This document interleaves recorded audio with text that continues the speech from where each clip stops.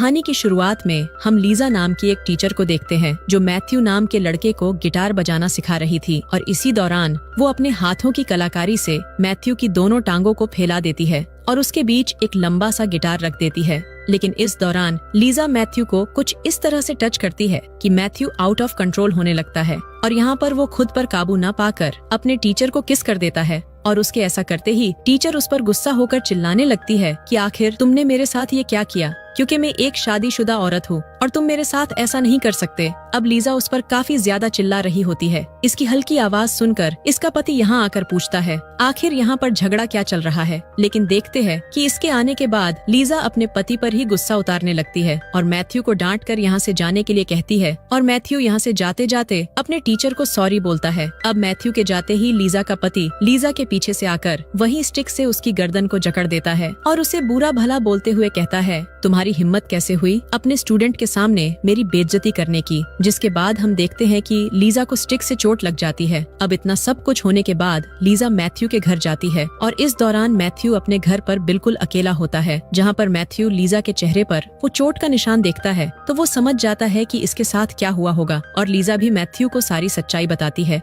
अब इस बात को सुनने के बाद पता नहीं क्यों मैथ्यू को गुस्सा चढ़ जाता है। इसके बाद वो उसके पति से लड़ाई करने के लिए जाने लगता है, लेकिन लीजा उसे वहां जाने से मना करने लगती है और उसकी बात मानकर मैथ्यू लीजा को अपने घर के अंदर बुला लेता है और दरवाजे को अंदर से बंद कर देता है। अब दरवाजा बंद होने के बाद लीजा समझ जाती है कि मैथ्यू उसके साथ क्या करना चाहता है और फिर वो उसके साथ शुरू हो जाती है। तभी मैथ्यू की मोम दरवाजा खोलकर अंदर आ जाती है और लीजा मैथ्यू को छोड़कर साइड में चली जाती है। अब मैथ्यू की मोम उसे देखती है तो वो पहचान जाती है कि ये लीजा है, क्योंकि लीजा और मैथ्यू की मोम दोनों ही क्लासमेट होती है। जहाँ पर मैथ्यू की मोम अपने सामने अपनी फ्रेंड लीजा को देखकर बहुत खुश हो जाती है और वो फिर दोनों एक दूसरे से काफी बातें करने लगती है। अब ऐसा देखने के बाद मैथ्यू बिल्कुल हैरान रह जाता है, क्योंकि उसे नहीं पता था कि उसकी मोम और उसकी टीचर दोनों एक दूसरे के फ्रेंड हैं। जब मैथ्यू की मोम लीजा से बात कर रही होती है तो उसके चेहरे पर वो चोट का निशान देखने के बाद वो उससे पूछती है तुम्हें ये चोट कैसे लगी। अब मैथ्यू की मोम के पूछने के बाद लीजा रोने लगती है और रोते हुए अपनी सारी बात मैथ्यू की मोम को बताने लगती है।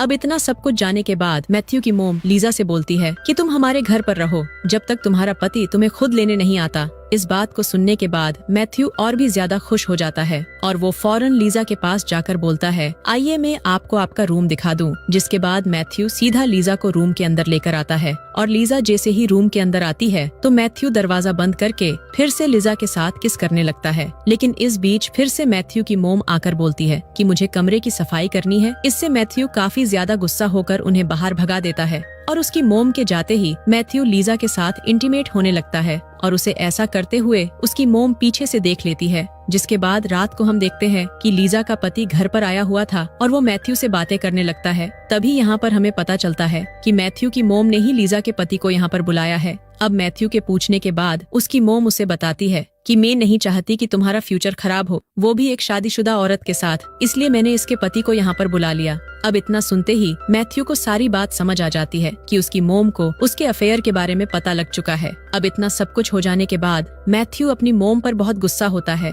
और मैथ्यू अपनी मोम को कहता है कि आपको नहीं पता उसका पति कितना बुरा इंसान है, ये हमेशा मेरी टीचर को मारता है। लेकिन यहाँ पर लीजा का पति मैथ्यू को कुछ नहीं कहता और मैथ्यू हंसते हुए उसे अपने कमरे की चाबी दे देता है। अब लीजा का पति उसके कमरे में जाता है तो वो देखता है कि वहाँ पर लीजा नहीं है, वहाँ बस लीजा के कपड़े बिखरे पड़े हैं। और इधर हम देखते हैं कि मैथ्यू अपनी मोम पर गुस्सा करके यहाँ से चला जाता है और अपनी कार में आकर बैठ जाता है, जहाँ पर हमें पता चलता है कि लीजा उस कार में बिना कपड़ों के बैठी हुई थी और यहीं पर ये शॉर्ट फिल्म खत्म हो जाती है। ऐसी ही और इंटरेस्टिंग वीडियोस देखने के लिए हमारे चैनल को सब्सक्राइब करें। हमारी वीडियो देखने के लिए आपका बहुत बहुत धन्यवाद।